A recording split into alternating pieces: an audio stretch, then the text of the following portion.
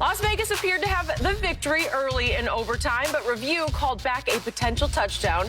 And then Derek Carr threw a pick into the end zone. Fortunately for the silver and black, Lamar Jackson then lost his second fumble of the night.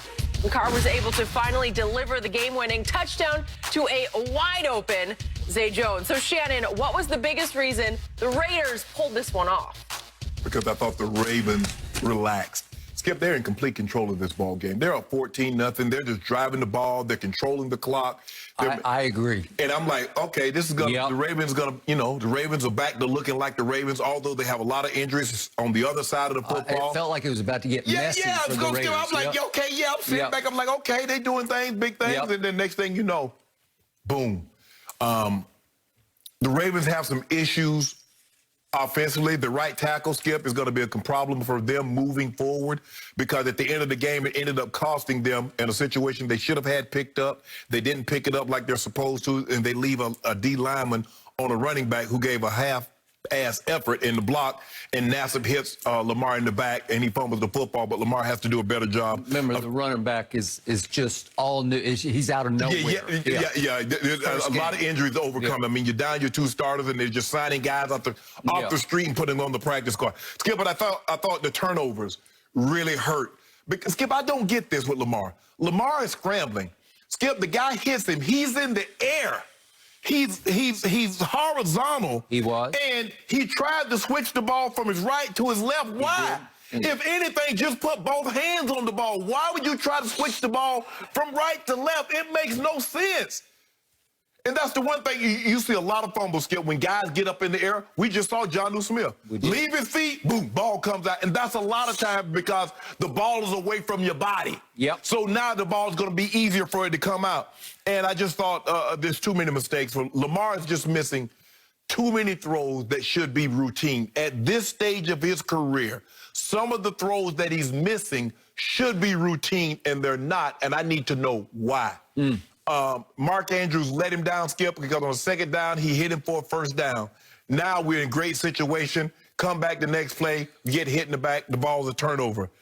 And Wink Martindale, I know you're aggressive. I know this is the style that you like to coach. It's like their DNA. I mean, but it's always been the Raven style. Go ahead. But what you have is that when you have two all-pro corners and you have another first-round pick in Jimmy Smith, who's a corner, you can play this. But when you're without Marcus Peters, you're without Jimmy Smith. So imagine now, your two of your top three corners are out. So now you got to bring the fourth, fifth, and sixth corners on the field, and you play zero coverage. You play this man coverage, Skip. You can't allow a team to go 37 yards with two plays, with no timeouts, and kick a field goal. You can't play zone. Why would you play that coverage? And I get the last play, Skip. That was what we call bomb blitz, zero coverage. I'm blowing it up. I'm bringing everybody, and Skip, they got rubbed off. Guys, what are you thinking? Marlon, other guy, what do you tell me what you're thinking? They're in a stack, a bunch formation. It's a bunch, You think everybody's just going to release straight up the field? Or they're going to crisscross and try to get natural rubs, you and your guy? And that's what happened. And the next thing you know, Marlon's like, you know what, he got me. Zay Jones got me. Touchdown, ball game's over. The Ravens made too many mistakes, Skip. There's no way they're supposed to lose this game with the way they're running the football, the way they're controlling the clock. And then all of a sudden they get careless, incomplete here, turnover there, and the game completely flips. And give Derek Carr, give him credit, Skip. John Gruden has never embraced him like I think a head coach should embrace his quarterback. Agreed. But he played phenomenal last night. He played unbelievable. Okay. Here I go. In the end, I will seize upon what you said about Lamar, but I thought he played better. I thought he threw it better than you're giving him credit for. I thought, all told, Lamar played well enough to win the football game, except for two plays.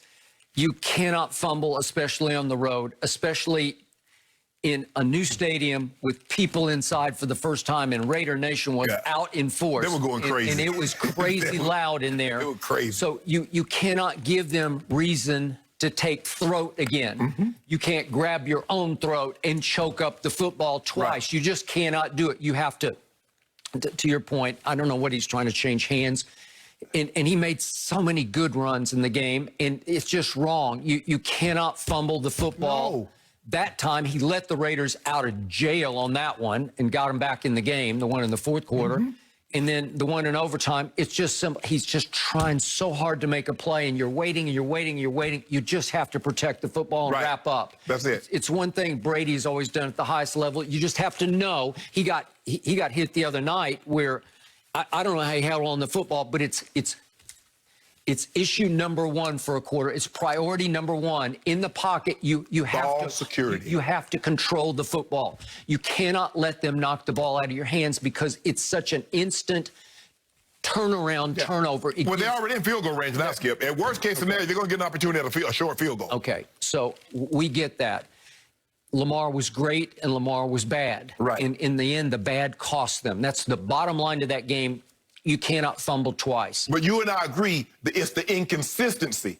That's the problem for him. He can be spectacular, and then he can be like, Lamar, what the hell are you thinking? Okay. Okay, while we're on that, before I get to my real point here, let's just see.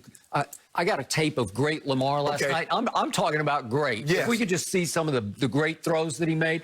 This is the scramble. This is the unteachable, uncoachable. Yeah. It is gift. It is MVP quality to Hollywood Brown for a touchdown.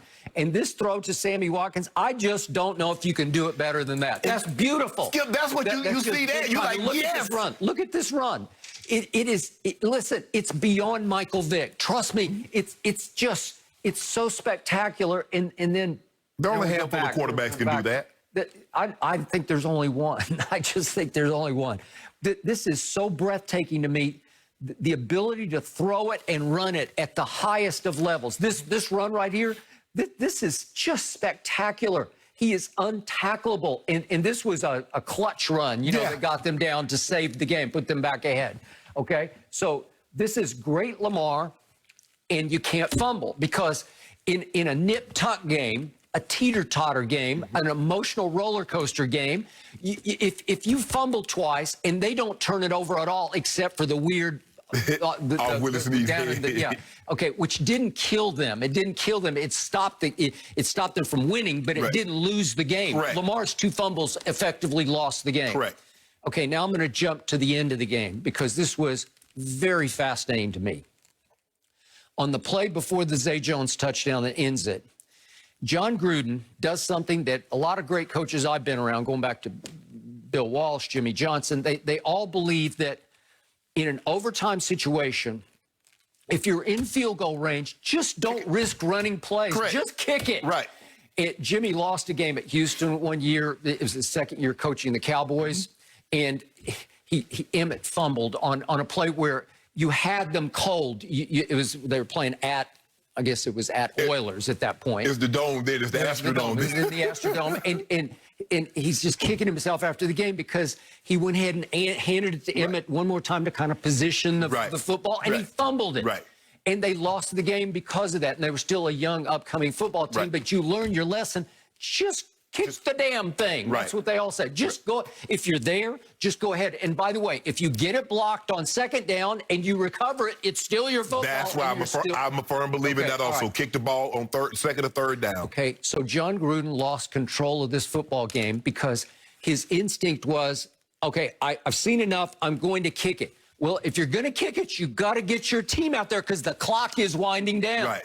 And I thought he very nearly blew the game because he got a -5 on a delay of game because his wheels didn't turn quickly enough to say, go, field goal team, go. Right. And it took like a minute of him going back and forth in his head, should I not, should I not? Right. And by the time they ran out there, plus I wouldn't have liked Carlson's chances if you're just rushing. Yes, his health to skeleton now. Now it's just it's madness out there. It's chaos. Yeah.